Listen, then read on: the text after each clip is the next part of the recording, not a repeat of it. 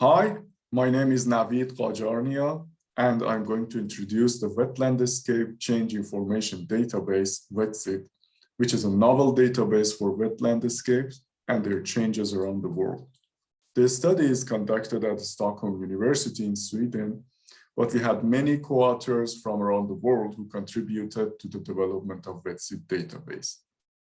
Wetlands are critically important for the society and regional sustainability as they contribute to more than 20% of the total value of global ecosystem services, while only covering a small percentage of global land surface for around 4 to 9%. Wetlands and their ecosystem services include water quality remediation, flood control, regulation of soil moisture and groundwater remediation, and biodiversity conservation. All these ecosystem services and impacts happen, in fact, within a coupled system of multiple wetlands and their associated extended environment. The influence of these controls are not limited to just the local scale of each individual wetland, but extended over larger landscape areas that integrate multiple wetlands and their total hydrological catchment.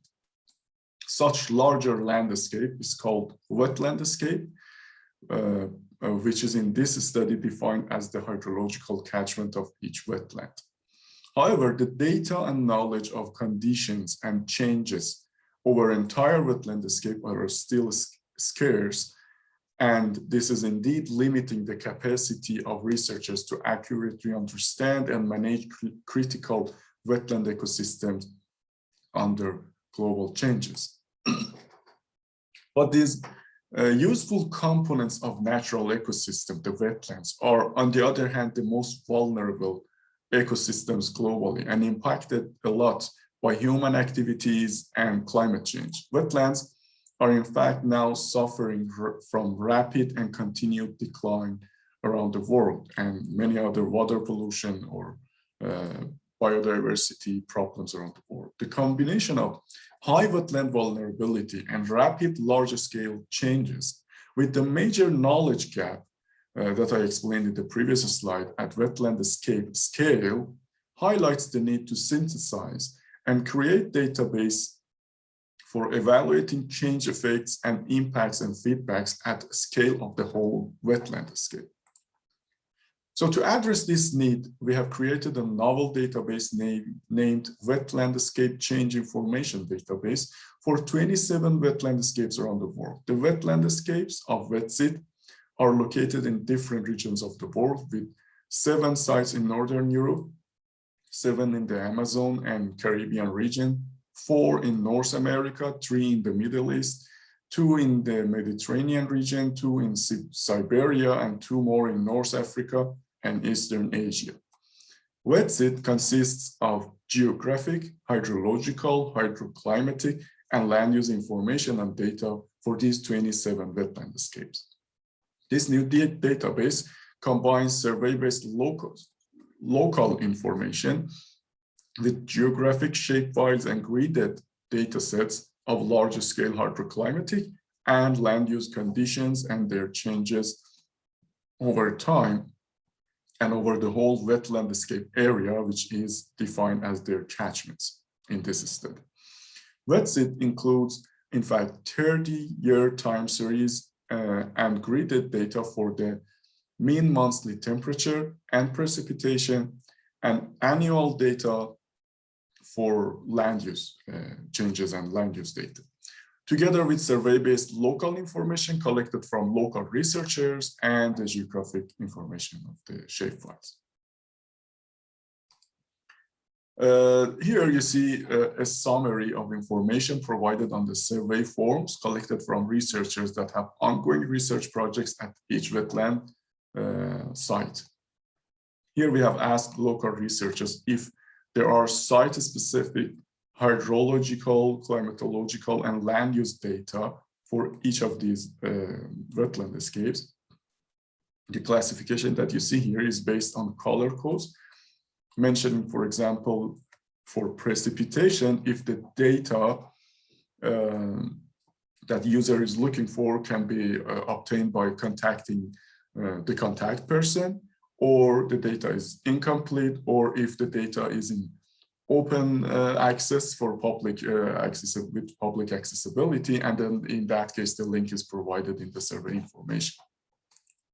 According to the local information, evapotranspiration and soil moisture variables are having the largest data gaps that indicate an overall need to use other data sources such as gridded global data products for quantifying these variables, or the gap in data collection.